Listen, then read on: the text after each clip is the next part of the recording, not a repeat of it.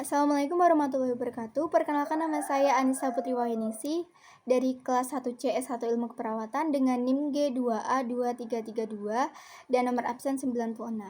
Di sini saya akan membahas tentang salah satu karya sosial, yaitu resensi tentang sebuah novel berjudul Mahika. Yang pertama yang akan saya bahas yaitu identitas novel. Yang pertama itu judul buku adalah Mahika dengan penulis bernama Aya. Penerbitnya yaitu Nexterday Publisher. Tahun terbitnya tahun 2022. Kota terbitnya dari Jakarta. Ini adalah terbitan pertama Juli 2022. Dan buku ini ada sebanyak 522 halaman. Yang kedua ada sinopsis.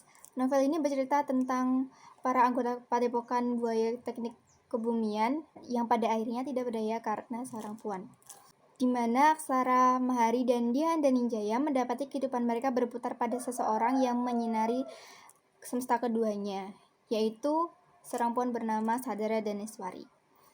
Seorang puan yang cantik dan indah parasnya, pemikiran dewasa, namun dia memiliki gangguan kecemasan akan trauma masa lalu. Bagi Aksara Mahari yang dia tuh punya trauma masa lalu akan cinta, daerah ini dipandang sebagai sebelah sepatu yang menyempurnakan langkahnya, seseorang yang menjadikannya sepasang, sebelah yang membantunya melangkah menapaki semesta yang kerap tidak mau berbaik hati padanya. Dan bagi Dian dan Ninjaya yang skeptis akan cinta dan tidak mau berkomitmen pada awalnya, darah itu bagai penunjuk arah yang menuntunnya pulang. Seseorang yang membantunya setelah seumur hidup dia kehilangan arah.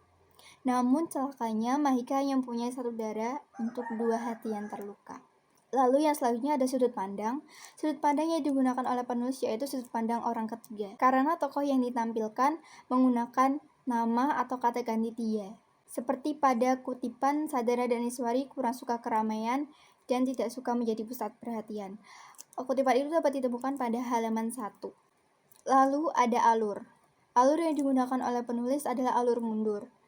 Karena penulis menuliskan konflik pada awal cerita dan dengan seiring berjalan cerita akan diarahkan mundur ke masa lalu tokoh. Kemudian gaya bahasa. Di sini penulis menggunakan bahasa yang mudah dipahami dan bergaya sastra, seperti menggunakan majas dan peribahasa. Contohnya yang pertama itu ada majas hiperbola dengan kutipan, jantung darah meloncat kegirangan saat menunggu Dian turun dari atas panggung. Kutipan itu terdapat pada halaman 362. Dan yang kedua yaitu majas personifikasi dengan kutipan, matahari bersembunyi di balik awan agar sinar yang ia pancarkan tidak terlalu terik. Terdapat pada halaman 423. Yang ketiga atau yang terakhir adalah majas alegori. Dengan contoh kutipan, mereka yang menjadi binar asa di tengah kehidupan saya yang gelap gulita. Kutipan itu terdapat pada halaman 497. Lalu ada latar.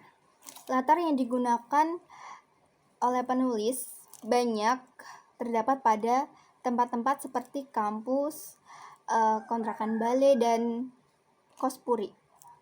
Dengan contoh kutipan, yang pertama pada saat di kampus. Ada kutipan, langkahnya terhenti ketika ia mendapati Dehan di tengah lalu lalang mahasiswa. Ada pada halaman 87.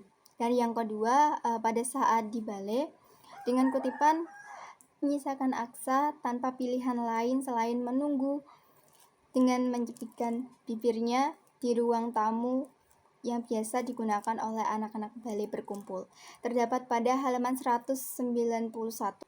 Yang terakhir ada pada saat dimana di kos-kosan puri. Dengan contoh kutipan seperti saat ini anak puri sedang berkumpul untuk bakar-bakaran di halaman belakang yang disponsori oleh daging saikoro pemberian maminya Gian yang terdapat pada halaman 151. Lalu selanjutnya ada amanat. amanat yang bisa saya ambil dari novel ini yaitu yang pertama, dunia itu tidak hanya berputar di kita saja, maka dari itu jangan terlalu berharap dan banyak bergantung. Yang kedua, jangan hanya kita ingin, kita seakan butakan keadaan. Dan yang ketiga, mencintai tidak harus dengan memiliki. Dan yang terakhir, yang keempat, terkadang merelakan lebih baik daripada bertahan. Lalu ada kelebihan dari novel ini yaitu bahasanya lebih dipahami karena menggunakan bahasa yang digunakan sehari-hari, tidak baku atau tidak terlalu baku, dan penggambaran tokohnya cukup jelas menurut saya. Dan yang terakhir ada kekurangan dari novel ini.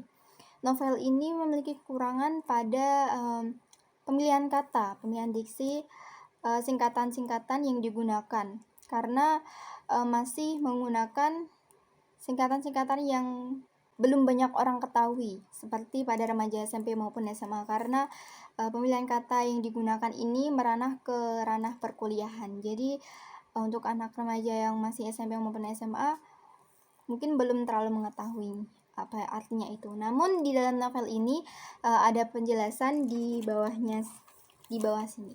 Sekian pembahasan resensi tentang novel Mahika dari saya. Wassalamualaikum warahmatullahi wabarakatuh.